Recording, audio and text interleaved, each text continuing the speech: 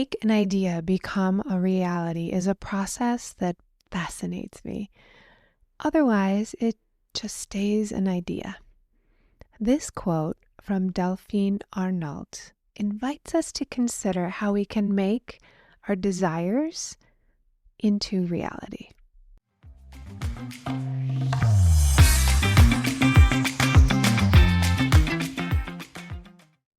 Welcome to the Modern Creative Woman podcast, and this is for women like you who want to elevate their creativity and start applying creative thinking in their everyday life. I'm your hostess and creativity expert, Dr. Amy Beckos. Through our conversations and creative insights, I'll provide simple science-backed tricks and proven creative practices that will help take the mystery out of the creative process so that you can start each day feeling empowered, creative, and ready to take on whatever comes your way. Let's get started. Happy Valentine's Day, my friends. I have a wonderful Valentine's gift for you made with love. There is a special edition of the Modern Creative Woman podcast dropping on February 14th. And it is filled with affirmations to help you live your life in a way that is aligned with your values so that you can be the woman you really want to be. The affirmations are powerful. It uses the I am statement. I hope you love it, and happy Valentine's. This month is all about Savoir Faire. And if you're inside the Modern Creative Woman membership, you know what I'm talking about. Savoir Faire gives us an important advantage in knowing what to do. Savoir Faire is a French term, first appeared in the 1700s, and it means knowing how to do. And it's the ability to speak or act in a way that's appropriate in any given situation. And by appropriate, I mean appropriate to our values, to what's important, to what gets us closer to what we desire. It also includes the ability to trust that you will know what to do. There's something a little funny about trying to know what to do at all times, because we simply don't. And I want to encourage you to know as much as you can, and then trust yourself that you will have the right action, the right decision, the right words when you need them. Now, savoir faire has some synonyms that I think are really beautiful. Tact, poise, thoughtfulness. It also includes words like grace, gracefulness, sensitivity, mannerliness, respect, dexterity, and civility. These are words that I want you to aspire towards when you're thinking about what will I do, how am I going to contribute, how will I make my voice heard in what's going on in the world. And we all know what's happening in the world, and I'm here to talk about solutions that move us forward, that allow you to feel good about what you're doing, what you're saying, and feel empowered so that you can be an example to the children in your life, the other women in your life, and feel really proud of your choices, even if it feels like you don't have the savoir faire. Knowing what to do comes directly from knowledge and the trust that you can figure it out. It also includes a willingness to experiment and a willingness to fail. Now, we're simply unable to suddenly know what to do in all circumstances. We have to learn, observe, experiment, have some success, have some failure. It doesn't just plop into our head automatically to know how to participate or take action. It requires experimentation, and it requires community. More than anything else, we need women's communities. I hear so many women comment that they simply don't know what to do. They're not sure how to participate, and so they stay a little bit frozen instead of taking action. And I think it is often a natural response to freeze up for a bit, especially if you've experienced traumas that caused you to freeze up. And the idea, though, is to move through that experience of not knowing what to do and of freezing and taking a little bit of action.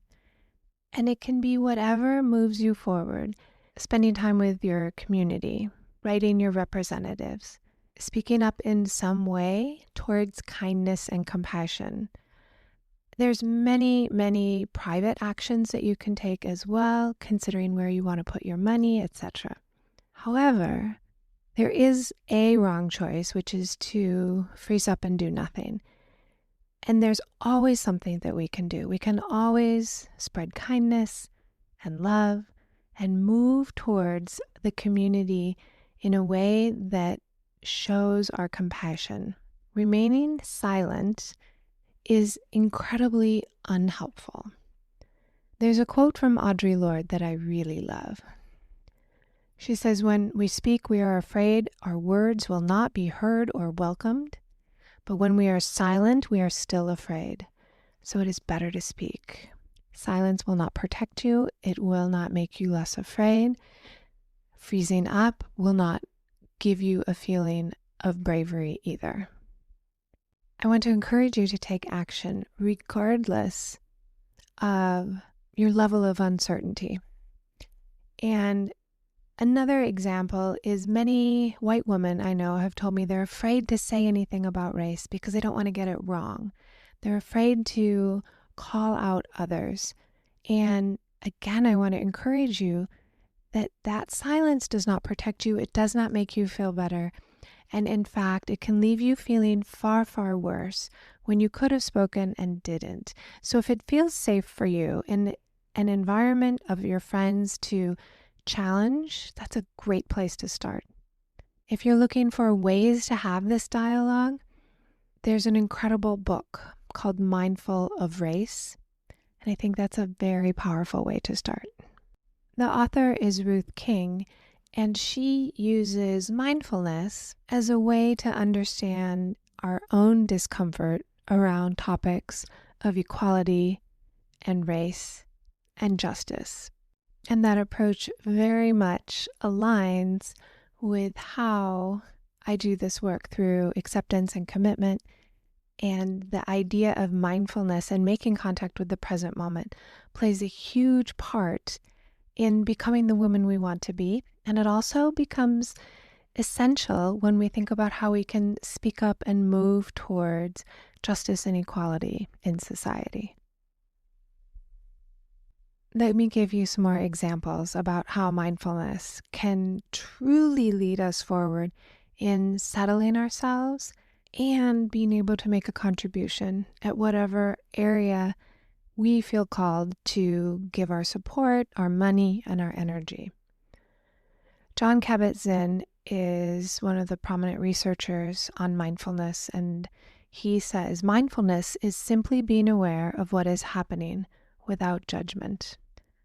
The idea that we can experience ourselves and be aware of what's happening internally and externally and not judge ourselves for it, not judge others for it, is so powerful. And it's from that place that we can move with great compassion and incredible amounts of hope.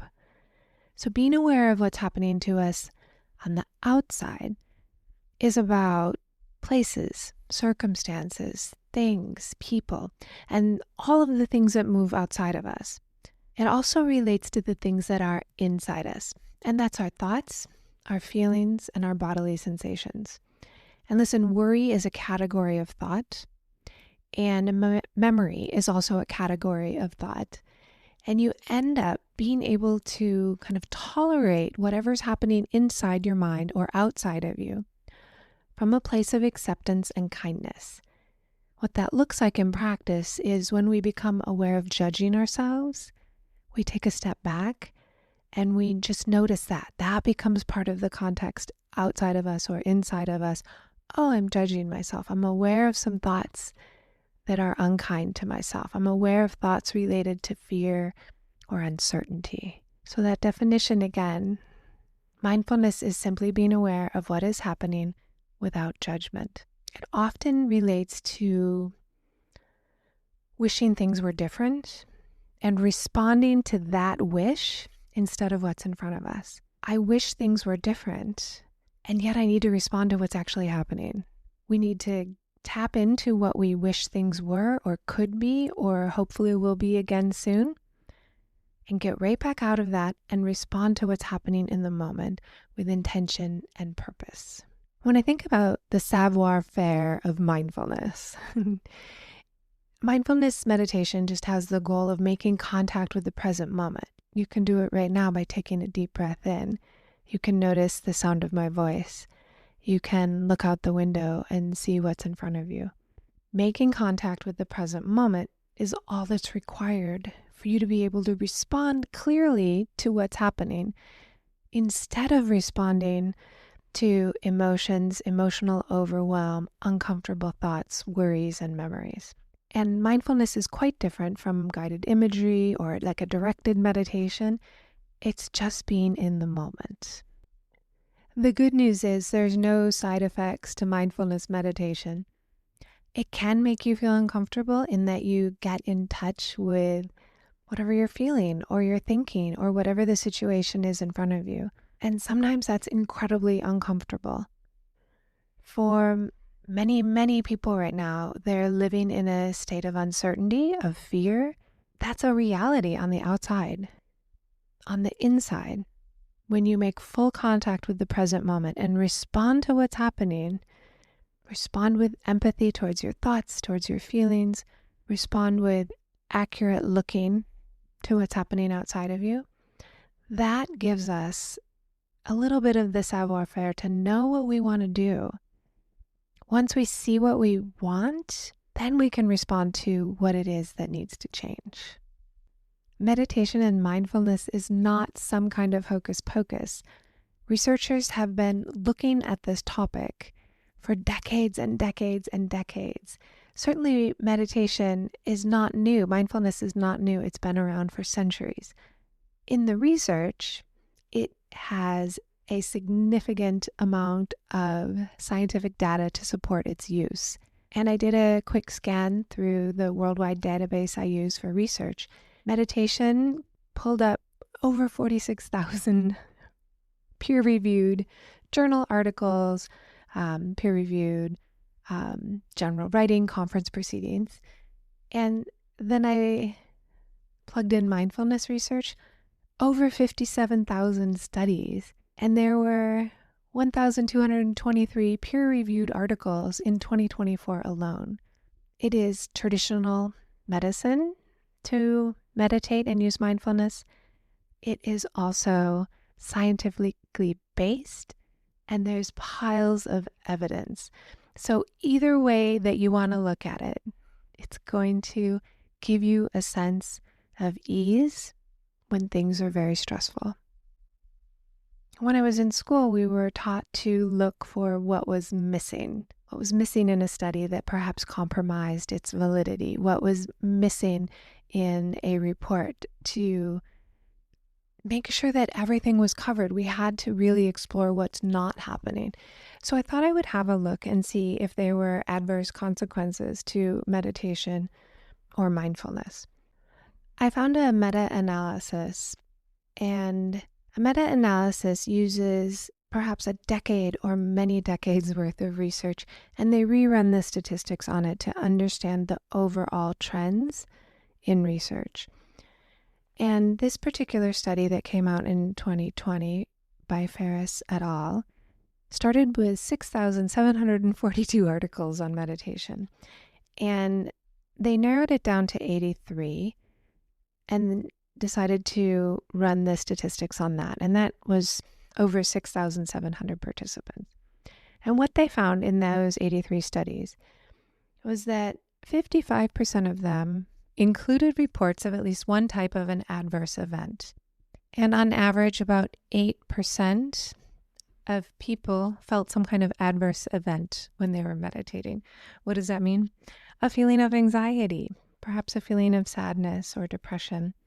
Some unusual thoughts came to their mind, and also some gastrointestinal awareness. They felt their stomach churning, perhaps. These adverse events are completely unlike other treatments And these, other treatments might be a medication trial where people become very sick or even die. The quote unquote side effect of meditation is being aware of your thoughts and your feelings. Now, I looked for similar studies around mindfulness to show potentially any adverse events from a mindfulness study. What I found that was very interesting in the literature is there's not really adverse events in mindfulness. If you're practicing mindfulness, the goal is to become aware of thoughts and feelings, bodily sensations. And remember, that includes a category of thought like a worry, or another category of thought, which is a memory. And many psychological theories and research protocols use mindfulness as part of the practice to help people overcome their mental health disorders and to feel better in general.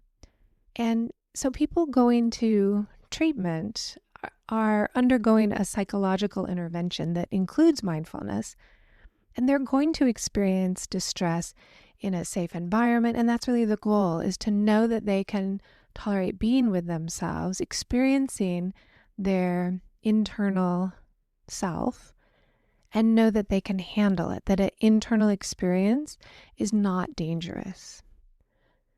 The goal of mindfulness is not to get rid of thoughts and feelings and bodily sensations. The goal is not to feel better either, which is a little paradoxical that it's used in psychological treatments.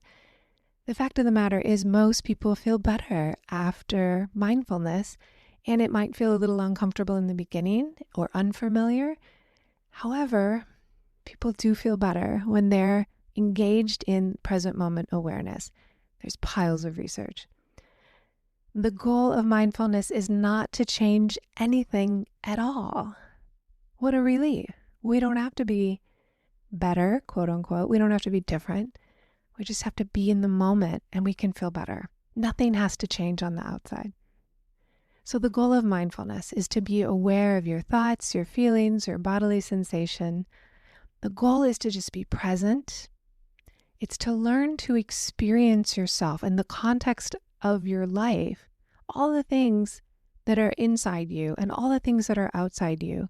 They're not you. The goal is to make contact with yourself and to have some savoir faire about those thoughts and feelings and how your body feels in the moment. I got a question from a woman, and you can drop me a question in the show notes. You can DM me. I would love to be able to answer your questions. She asked me in a very sweet way, giving a compliment in the process, an interesting question. So first she says, "It's amazing to see you create something unique and meaningful, the modern creative woman, and to build something from the ground up." She said, "I would love to know what brought you to that idea." This is a question that I wanted to answer in the context of this episode, because the idea of creating something unique and meaningful is completely available and possible for you as well. You absolutely can create something out of your mind. And the idea that everything just is as it is simply not true.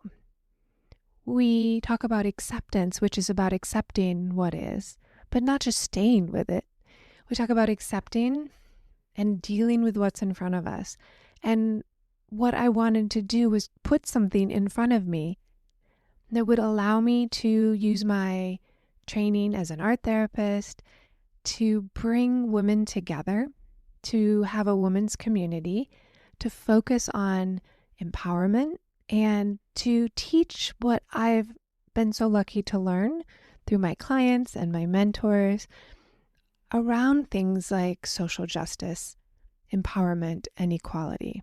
Every therapist I know thinks about these issues and helping their clients navigate very complicated systems and deal with oppression on a daily basis. The Modern Creative Woman was my brainchild as a way to have a solution-focused empowerment program.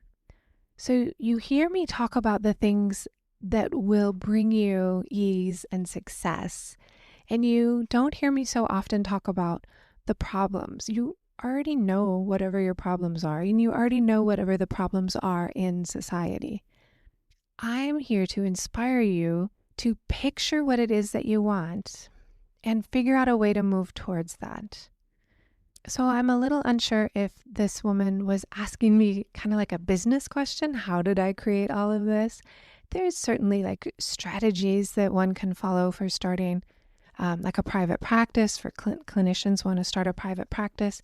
And that's where I began with the Art Therapy Center of San Francisco. And putting that together made me feel so proud about what I could offer to my community. And part of my work includes volunteer work. I do quite a bit of free things. You get the newsletter, you get the podcast. There's a lot of value that I'm offering. I do presentations at the VA. I'm doing one for a women's group next month. Giving others the chance to experience creativity is what brings me so much joy. And I'm really grateful that I can think about economics and allow space in my schedule and time and commitment towards those things.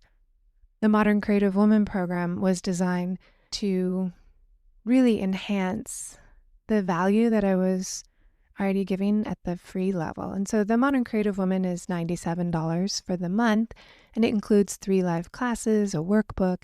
You get a membership page with all the archives. And I think it's ridiculously low price. And people have a chance to gain incredible insights, but they're doing the work at home and they're able to feel safe, comfortable, take their time to make their art, do their journaling. And it really is the best of what I can offer. I'm putting together 30 years worth of work and presenting it and packaging it in a way that I think is very easy to understand as well as pretty fun. It's very creative. So the idea of a more just world, more equality for women is what really brought me to this idea of the Modern Creative Woman. I want to encourage you to figure out what it is that's most important to you and figure out how you can make a contribution to yourself, to your community, where you're able to let your values lead you and direct you, and you can create a community of other people who are moving in that same direction. And now more than ever, we need women's communities for sure. I want to remind you to hop back in to the podcast on Friday. I have a very special Valentine's gift for you, so be sure and check that out. Have a wonderful rest of your week. Now that you know about how to use your creativity, what will you create? Want more? Subscribe to the Modern Creative Woman digital magazine. It's absolutely free and it comes out once a month. And I know you can get a lot out of the podcast and the digital magazine. Yet when you're ready to take it to the next level, I want you to know you have options inside the membership. And if you're interested in a private consultation, please feel free to book a call with me. Even if you just have some questions, go ahead and book a call. My contact is in the show notes, and you can always message me on Instagram. Do come find me in the Modern Creative Woman on Instagram, Facebook, and Pinterest at Dr. Amy Bacos. If you like what you're hearing on the Modern Creative Woman podcast, I want to give you the scoop on how you can support the podcast. You can be an ambassador and share the podcast link with 3 of your friends. You can be a community supporter by leaving a 5-star review if you think it's worth the 5 stars. And you can become a gold star supporter for as little as $3 a month. All those links are in the show notes. Remember to grab your free copy of the 21-Day Gratitude Challenge. The link is in the show notes, and you can find it at moderncreativewoman.com. Have a wonderful week, and I cannot wait to talk with you in the next episode.